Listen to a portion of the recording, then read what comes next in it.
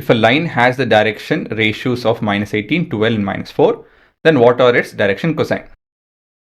ನಮ್ಮ ಹತ್ರ ಏನಿದೆ ಅಂತ ಹೇಳಿದ್ರೆ ವಿ ಹ್ಯಾವ್ ಎ ಬಿ ಮತ್ತು ಸಿ, -18, 12 ಮತ್ತು -4 ಅಂತ ಹೇಳಿ ಕೊಟ್ಟಿದ್ದಾರೆ.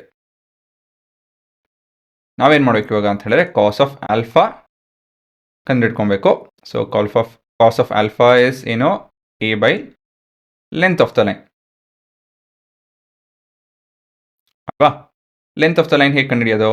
Length of the line is nothing but a square plus b square plus c square to the power of half. So ಹುಡುಗರ ಇಲ್ಲಿ ಎಲ್ಲಾದ್ರಲ್ಲೂ 2 ಕಾಮನ್ ಇದೆ. ನಾನು 2 ಹೊರಡೆ ತೆಕ್ಕೊಂಡು -9 ಸ್ಕ್ವೇರ್ ಪ್ಲಸ್ 6 ಸ್ಕ್ವೇರ್ ಪ್ಲಸ್ -2 ಸ್ಕ್ವೇರ್ನ ಬರ್ಕೊಬೋದು ಅಲ್ವಾ. ನಿಮ್ಗೆ ಇದು ಗೊತ್ತಾಗಲಿಲ್ಲ ಅಂತ ಹೇಳಿ ನಾರ್ಮಲ್ ಕ್ಯಾಲ್ಕುಲೇಷನ್ ಮಾಡ್ಕೊಳ್ಳಿ, ಉತ್ತರ ಬರುತ್ತೆ. ಸೊ 2 ಇದು 81, 36, 4, 40, 121. ಸೊ 22 ಬರುತ್ತೆ ಇಲ್ಲಿ. Square root of 121, 11 into 2, 22.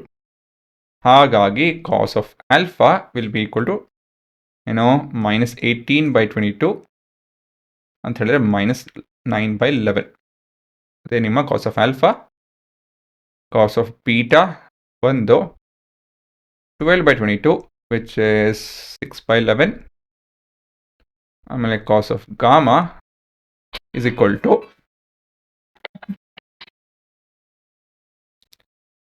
-4/22 -2/11. ಸರಿನಾ? ಸೊ ಇದೆ ನಿಮ್ಮ ಉತ್ತರ.